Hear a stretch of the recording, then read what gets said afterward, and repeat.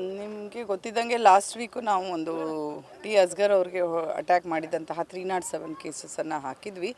ಅದರಲ್ಲಿ ಇವರು ಆರೋಪಿಗೆ ಸಹಾಯ ಮಾಡಿದ್ದು ಮತ್ತು ಎಸ್ಕೇಪ್ ಆಗಲಿಕ್ಕೆ ಸಹಾಯ ಮಾಡಿದ್ದು, ಅವ್ರಿಗೆ ಜೊತೆ ಕಂಟಿನ್ಯೂಯಸ್ ಕಾಂಟ್ಯಾಕ್ಟಲ್ಲಿ ಇದ್ದಿದ್ದು ಅವ್ರದ್ದು ಕೂಡ ಪಾತ್ರ ಕಂಡು ಬಂದಿದ್ದರಿಂದ ಅವರನ್ನು ಅರೆಸ್ಟ್ ಮಾಡಿ ಈಗಾಗಲೇ ನ್ಯಾಯಾಂಗ ಬಂಧನಕ್ಕೆ ಒಪ್ಪಿಸಲಾಗಿದೆ.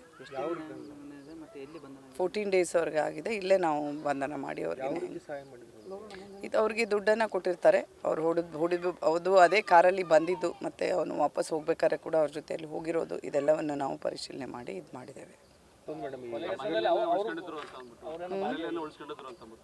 ಅದು ಅದೇ ಈಗ ಹೇಳಿದ್ನಲ್ಲ, ಆಶ್ರಯ ಕೊಟ್ಟಿದ್ದ ಆಧಾರದ ಮೇಲೆ ಅವರಿಗೆ ನಾವು ಈ ಪ್ರಕರಣದಲ್ಲಿ ಅರೆಸ್ಟ್ ಮಾಡಿದ್ದೀವಿ. ಮತ್ತೊಂದೆಡೆ ಗಾಯಾಳು ಅಸ್ಗರ್ ಅವರು ಒಂದು ಆಸ್ಪತ್ರೆಯಿಂದನೇ ಆಡಿಯೋ ಹೇಳಿಕೆ ಬಿಡುಗಡೆ ಮಾಡಿದ್ದಾರೆ ಮೇಡಮ್. ಏನು ಪ್ರಮುಖ ಆರೋಪಿ ಅವರೇನು ಕಂಪ್ಲೇಂಟ್ ಕೊಟ್ಟಿದ್ದಾರೆ, ಅವರನ್ನು ಅರೆಸ್ಟ್ ಮಾಡ್ತಾ ಇಲ್ಲ, ಇವ್ರನ್ನ ನ್ಯಾಯಾಂಗ ಬಂಧನಕ್ಕೆ ಒಪ್ಪಿಸಿದ್ದಾರೆ. ಆದರೆ ಆ ಇರ್ಫಾನ್ ಅನ್ನೋನ್ನ ಮತ್ತೆ ಖಾಲಿದ್ ಎಲ್ಲ ಅವ್ರನ್ನೂ ಕೂಡ ಕಂಟಿನ್ಯೂಯಸ್ ಆಗಿ ನಾವು ಅವರು ಮೊಬೈಲ್ ಆಗಲಿ ಬೇರೆ ಥರದ್ದು ಯಾವುದು ಕ್ಲೂ ಕೊಡದೆ ಇದು ಮಾಡದೇ ಇರೋದ್ರಿಂದ ಅದು ಕಷ್ಟ ಆಗ್ತಾಯಿದೆ. ನಾವು ಅವ್ರನ್ನ ಕೂಡ ಮಾಡ್ತೀವಿ. ಈಗಾಗಲೇ ಈ ಪ್ರಕರಣದಲ್ಲಿ ಇದುವರೆಗೆ 3 ಜನನ ಕೂಡ ಅರೆಸ್ಟ್ ಮಾಡಿದ್ದೀವಿ.